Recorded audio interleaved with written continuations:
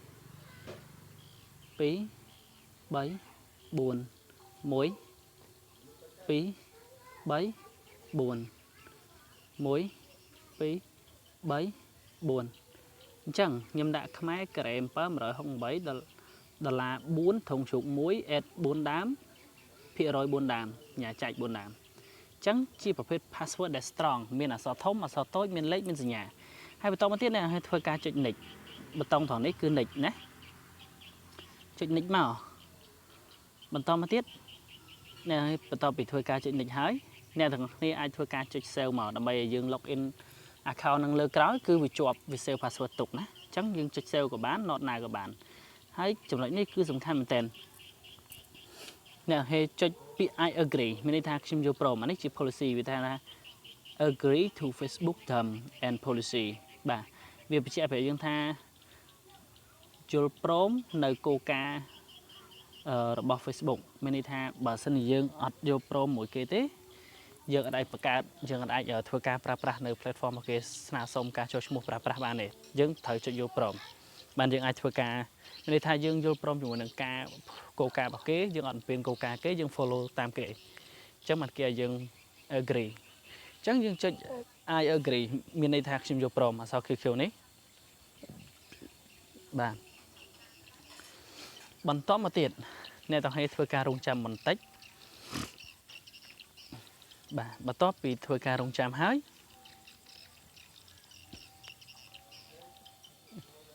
វានឹងធ្វើការ send code សម្រាប់ verify ឬក៏ verification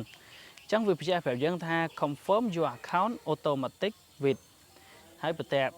មកវាប្រាប់ថាវា call ទៅលេខនេះវាថាឥឡូវអ្នកឯងត្រូវទទួល account អ្នកឯងគឺទទួលតាមរយៈលេខហ្នឹងលេខទូរស័ព្ទហ្នឹងបាទអញ្ចឹងយើងពាក្យថា use code insert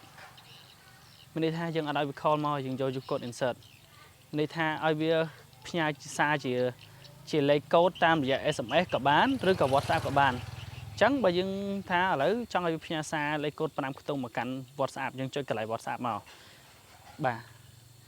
ប៉ុន្តែបើយើងថាចង់ឲ្យផ្ញើសារមក SMS អញ្ចឹងយើងចុចអាពាក្យ continue មកណាបន្ទាប់ពីចុច continue ហើយវានឹងឲ្យយើងបំពេញលេខកូដ5ខ្ទង់នៅប្រឡោះនេះប៉ុន្តែដោយសារអីដោយសារតែលេខនេះមិនមែនជាលេខរបស់ខ្ញុំផ្ទាល់ ទីមួយវាមិនមែនជាលេខរបស់ខ្ញុំបាទអញ្ចឹងគឺខ្ញុំអត់មាន SMS សម្រាប់ធ្វើការ verification លេខកូដហ្នឹងទេអញ្ចឹងគឺខ្ញុំត្រូវធ្វើម៉េចបាទទីមួយខ្ញុំត្រូវតែ fake លេខហ្នឹងដើម្បីបាន SMS ដើម្បី fake យើងត្រូវធ្វើម៉េចអ្នកទាំងអស់គ្នាចុច home មកវិញ back មកកាន់ home បាទ back មកកាន់ home បតងកណ្ដាលយ៉ាងហ្នឹង back មកកាន់ home បន្តមកទៀតណាឲ្យចុចធ្វើការចូលទៅកាន់ Google Chrome ហើយ search website មួយដែលមានឈ្មោះថា Tmail បាទ Tmail នេះ website នេះអ្នកទាំងអស់គ្នាមើលឈ្មោះទៅបាទមានឈ្មោះថា Tmail ហើយបន្តមកទៀតអ្នកទាំងអស់ធ្វើការ scroll ចូលមកក្រោមទៅកាន់ website មួយដែលមានឈ្មោះថា disable temporary email Tmail នៅថងនេះអ្នកទាំងអស់ចុចលើវាមកប៉ឹកមកបន្តមកទៀតអ្នកទាំងអស់គ្នាធ្វើការចុច delete អា email ចាស់ខ្លាចវា spam ខ្លាចវាប្លុកជៀសវាងវាប្លុកអញ្ចឹងយើងចុច delete មកនេះកន្លែង delete នេះ delete មកមួយបន្តមកវានឹង generate email ថ្មីមួយបាទបន្តមកទៀតអ្នកឲ្យធ្វើការចុច copy នៅសញ្ញាត្រង់នេះគឺមានសញ្ញាពាក្យថា copy អញ្ចឹងអ្នកឲ្យចុច copy ហើយបន្តមកទៀតអ្នកទាំងគ្នាធ្វើការចុចប៊ូតុង home មកវិញឬក៏ប៊ូតុង split screen បំបែកអេក្រង់បាទបន្តមកទៀតអ្នកអូសមករក Facebook យើងវិញមកបន្តមកយើងអត់មានលេខកូដទេត្រូវអត់ដោយសារតែលេខទូរស័ព្ទហ្នឹងយើងវាអត់មានទេអញ្ចឹងអ្នកទាំងគ្នាចុចពាក្យថា I did get the code មានន័យថាខ្ញុំអត់បានទទួលកូដទេនេះចុចអាក្រមអក្សរ QQ នេះ I did get the code ខ្ញុំអត់បានទទួលលេខកូដទេអញ្ចឹងបន្ទាប់ពីចុច I did get the code ហើយអ្នកទាំងគ្នាធ្វើការ confirm by email មានន័យថាអ្នកទាំងអស់គ្នាទទួលតាមរយៈ email បាទចុចមកបន្តមកទៀតអ្នកទាំងអស់គ្នាផាស email ដែលយើងបាន copy មិញ email ដែលយើងបាន copy ពី Tmail មិញនេះដែលយើងបានចុច copy មិញនេះបាន copy មិញយើងចុច copy មិញហ្នឹងយើងយកវាទៅផាសនៅក្នុងប្រឡោះនេះផាសមកអ្នកទាំងអស់គ្នាអាចផាសចឹងក៏បានឬក៏សកត់ឲ្យជាប់ហើយផាសចឹងក៏បានដែរចុចសកត់វាប្រហែលជា3វិនាទីទៅឬក៏2វិនាទីទៅហើយសកត់ទៅផាសទៅវាចេញមកហើយបន្តមកទៀតអ្នកទាំងអស់គ្នាធ្វើការចុច next មានន័យថាបន្ទាប់ធ្វើការចុច next ហើយបន្តមកទៀតអ្នកទាំងអស់គ្នាចុចទៅរក browser របស់យើងហើយចូលទៅមើលនៅក្នុងនេះរបស់យើងឃើញលេខកូដ5ខ្ទង់មកចូលទៅមើល Tmail របស់យើងគឺលេខកូដ5ខ្ទង់មកអញ្ចឹងអ្នកទាំងអស់គ្នាធ្វើការ copy លេខកូដហ្នឹងបាទចុចសកត់លើវាឲ្យជាប់ហើយចុចពាក្យ copy